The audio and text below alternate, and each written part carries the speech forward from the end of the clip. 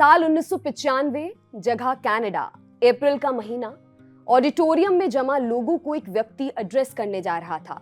उसने अपनी स्पीच की शुरुआत एक लघु कथा से की। कहा, सूरज पहली बार अस्त हो रहा था। जैसे जैसे वो अपना सफर तय करता जा रहा था, उजाला घटता चला जा रहा था। उजाला घट रहा था और अंधेरे के निशान प्रकट होने लगे थे। कहते हैं कि उस वक्त लोगों में हाहाकार मच गया कि सूरज छिप जाएगा, अंधेरा पसर जाएगा, किसी को कुछ नजर नहीं आएगा। ऐसे में हमारा क्या होगा? दुनिया चिंता में डूबी थी, लेकिन फिर भी सूरज अस्त हुआ। अंधेरे ने अपना जौहर दिखाने के लिए धरती पर कदम रखा, पर कहते हैं कि दूर किसी झोपड़ी में एक दीपक ने अपना सिर उठाया। उसने कहा कि मैं अंधेरे को चैलेंज करता हूं और कुछ नहीं तो मैं अपने आसपास से फैलने नहीं दूंगा, अपने आसपास रोशनी कायम करूंगा। कहते हैं कि उस दीपक को देखकर हर झुग्गी झोपड़ी से एक दीपक उठा। दुनिया हैरान रह गई कि इन दीपकों ने अंधेरे को पसरने से रोक दिया ताकि लोग देख सकें। मैं समझता हूं कि आज जब अंधेरा पूरी ताकत के साथ सच पर फतेह पाने के लिए ललकार रहा है, तब पंजाब एक दीपक की तरह इस अंधेरे को चैलेंज कर रहा है। ये शब्द थे human rights activist Jaswant Singh Khalra के। इस स्पीच के कुछ महीनों बाद उनके घर कुछ अजनबी व्यक्ति आए, उन्हें अपने साथ लेकर चले गए। उस दिन के बाद जसवंत सिंह खालड़ा कभी अपने घर नहीं लौटे। आज अचानक से हम जसवंत सिंह खालड़ा की बात क्यों कर रहे हैं? वजह यह है कि उनकी लाइफ और उनके काम पर आधारित एक हिंदी फिल्म बन रही है, जहां उनका रोल दिलजीत दोसांझ निभाएंगे। खालड़ा की पत्नी परमजीत कौर ने सोशल मीडिया पर स्टेटमेंट रिलीज करते हुए इस फिल्म की जानकारी दी। साथ ही ये भी कहा कि ये फिल्म उनको और उनके परिवार को दिखाने के बाद ही अप्रूव की जाएगी। इस फिल्म को रात अकेली है कि डायरेक्टर हनी त्रेहन बना रहे हैं। दिलजीत और हनी त्रेहन खालड़ा की कहानी पर्दे पर कैसे उतारेंगे, समय आने पर पता चलेगा। आज आपको बताएंगे जसवंत सिंह खालड़ा की रियल लाइफ स्टोरी क्या है। यहाँ हर दिन 8 से 10 लाशें आती हैं। खालिस्तानी मूवमेंट की शुरुआत सन 1973 में हुई, लेकिन 1984 के इंदिरा गांधी हत्याकांड के बाद पंजाब में खालिस्तान मूवमेंट को लोगों का सपोर्ट मिल रहा था। पंजाब पुलिस इसे कुचलने के लिए गिरफ्तारियां करने लगी। जिस पर भी शक होता उसे अरेस्ट कर लिया जाता। बताया जाता कि सिर्फ शक के आधार पर ही पुलिस ने कई एनकाउंटर्स भी किए।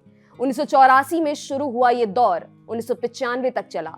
इस दौरान असंख्य गिरफ्तारियां हुई। गिरफ्तार हुए व्यक्ति की जानकारी से परिवार और करीबियों को दूर रखा जाता। दिवंगत पॉलिटिकल एक्टिविस्ट रामकुमार नारायण ने Australian documentary India who killed the six में बताया कि कई केसेस में पुलिस लड़कों को उठाकर ले जाती, झूठा केस बनाती और उनकी रिहाई के बदले लाखों रुपए मांगती। साल 1992 में प्यारा सिंह नाम के आदमी को पुलिस ने अरेस्ट किया। प्यारा अमृतसर के सेंट्रल कोऑपरेटिव बैंक में बतौर डायरेक्टर काम करते थे। वो अपने किसी रिश्तेदार के पास उत्तर प्रदेश गए थे। पुलिस ने यूपी जाकर उन्हें अरेस्ट किया था। परिवार वाले और उन्हें जानने वाले लोग उनकी तलाश करने लगे। पुलिस के पास कोई जवाब नहीं था। फिर बैंक में उनके कलीग और डायरेक्टर रहे जसवंत सिंह खालड़ा को पता चलता है कि प्यारा को पुलिस एनकाउंटर में मार दिया गया है। सिर्फ इतना ही नहीं, अमृतसर के दुर्गियाना मंदिर शमशान घाट में बिना किसी को बताए उनका अंतिम संस्कार भी हो चुका है। मल्लिका कौर की किताब faith, gender and activism in the Punjab conflict the wheat field still whisper में इस घटना का अकाउंट मिलता है। जसवंत की पत्नी परमजीत कौर ने किताब में बताया उनके पति शमशान घाट पहुंचे और पता किया कि क्या किसी प्यारा सिंह नाम के व्यक्ति को यहाँ लाया गया है। सामने से जवाब आया कि वहां रोज 8 से 10 लाशों को लाया जाता है। जसवंत के साथ अकाली दल की ह्यूमन राइट्स विंग के चेयरमैन जसपाल सिंह ढिल्लो भी थे।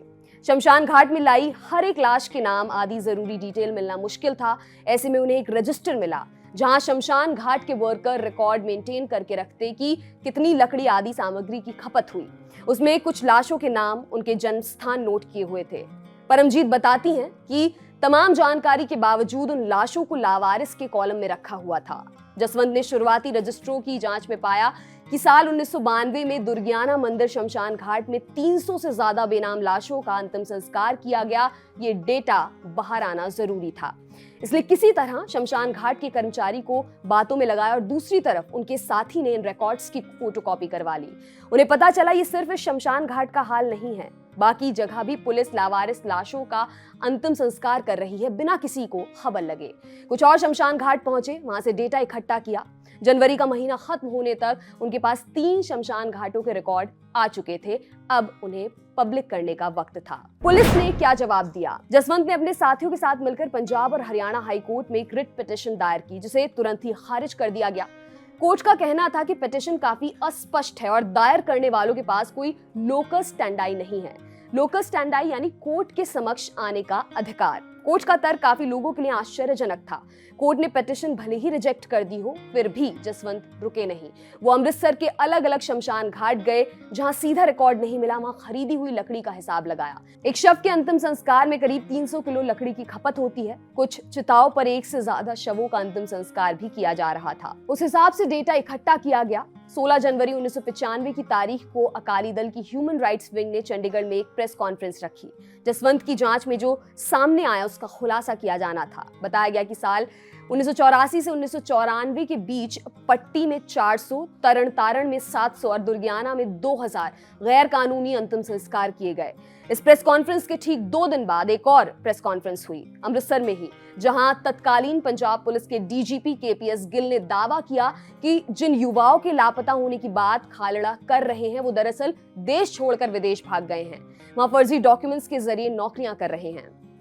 जसवंत पब्लिक की नजरों में आ चुके थे। उनकी पत्नी परमजीत बताती हैं कि देर रात उन्हें फोन आते, जब वो कॉल उठाती तो कॉल कट जाते, लेकिन जसवंत के लाइन पर आते ही उन्हें धमकियां देते, गालियां देते। जसवंत जान चुके थे कि उनकी जान को खतरा है, इसलिए उन्होंने घर के बाहर सोना शुरू कर दिया। ऐसे में अगर कोई हमलावर उन्हें मारने आता तो कम से कम उनकी फैमिली सेफ रहेगी। अब आपको बताते हैं कि 6 सितंबर 1995 को क्या हुआ था। परमजीत बताती है कि जसवंत को कई विदेशी सरकारों ने असाइलम ऑफर किया, कहा कि परिवार को सुरक्षा दी जाएगी, लेकिन जसवंत ने मना कर दिया। वो इंडिया में ही रहना चाहते थे।